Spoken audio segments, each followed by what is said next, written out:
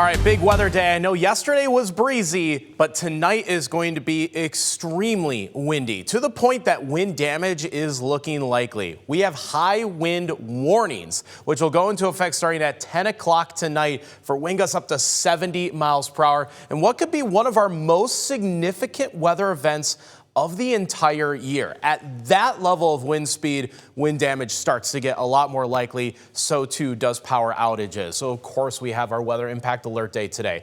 The alert goes from 10 p.m. tonight to 4 p.m. tomorrow afternoon. So that time frame shows you that it's more of an overnight event, with the strongest wind speeds likely peaking at about 6 o'clock tomorrow morning. So Wednesday morning is going to be particularly windy with these wind gusts. Power outages into the morning starting to look more likely. Again, that is a very severe style wind event. So what happens today is that the winds start to accelerate once we get into the afternoon. 25-40 mile per hour winds. Again, quite windy, not to the breaking point yet. As for tonight though, our modeling just absolutely lights up. Everything in purple is at least 50 mile per hour wind speeds.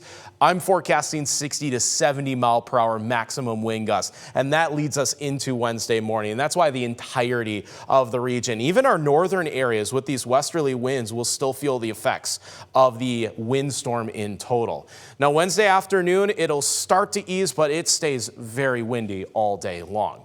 So what's happening over the Pacific Ocean is, once again, we have another atmospheric river that's setting up. This one's not going to be as long duration. It's just going to be a quick blast, but we're more concerned about where the low pressure positioning is. And as it strengthens into southern British Columbia, this is a textbook weather example of a windstorm for the inland northwest. When everything strengthens just to our north, that forces all of that wind momentum right through the Columbia Basin, eastern Washington. And that's why our wind speeds are forecasted as strong as they are, because this is a weather pattern we have seen before, and we can absolutely get 70 mile per hour winds out of this weather setup. So power outages are likely.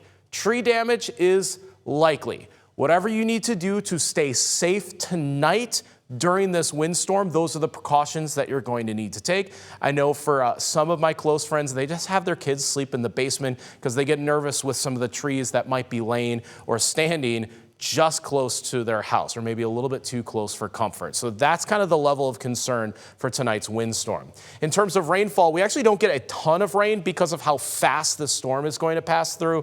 First raindrops beginning at around 7 or 8 o'clock tonight in Spokane, and overnight rain to go along with the wind. The strongest winds will be felt 6 a.m. tomorrow. That actually forces out all of the rain in the region so fast.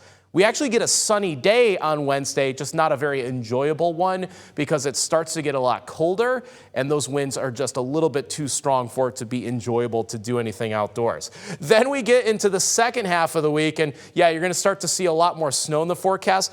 Personally, I don't think it's quite cold enough for a whole lot of snow to start sticking to the ground for lowlands.